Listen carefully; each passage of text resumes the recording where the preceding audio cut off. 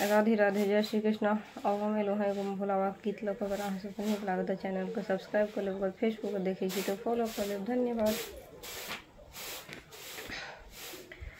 महादेव के बाड़ी लगल फूल बाड़ी से उपजल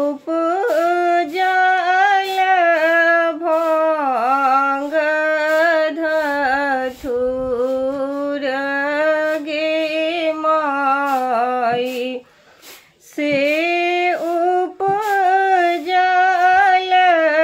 भांग धतूर गे माई।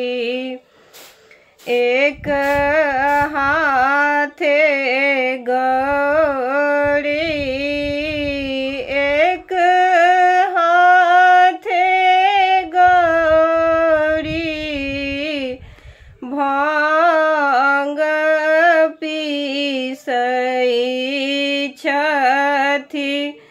एक हाथे पोछथिन नोर गे माई। हँसिए बिहुसइए पूछथिन महादेव किया गौरी झहरनी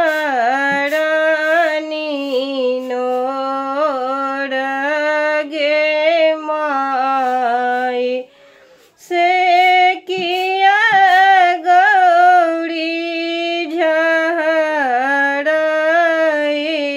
नोर गे माई। किया मोन पड़ल गौरी माई बाप भैया से। किया मोन पड़ल जेठ भाई गे माई से। किया मोन पड़ल जेठ भाई गे माई।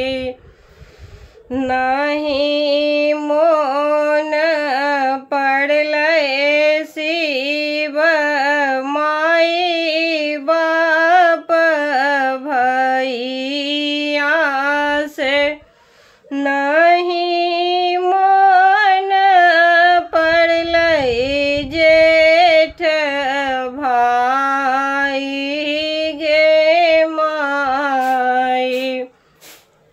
मोन हो जे पड़ल शिव बाप हेमंतरी सी। दुख झहरई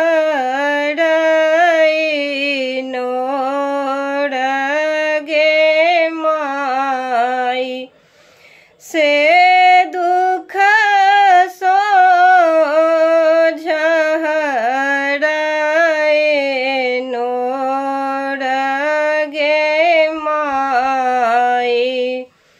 नहेरा में छलिए शिव नहीरा छलिए शिव। आटल दूध ने सोहाए छल भांगिया पीसैत दिन जाई गे माई से। भांगिया पीसैत दिन जाई गे माई। देव के बा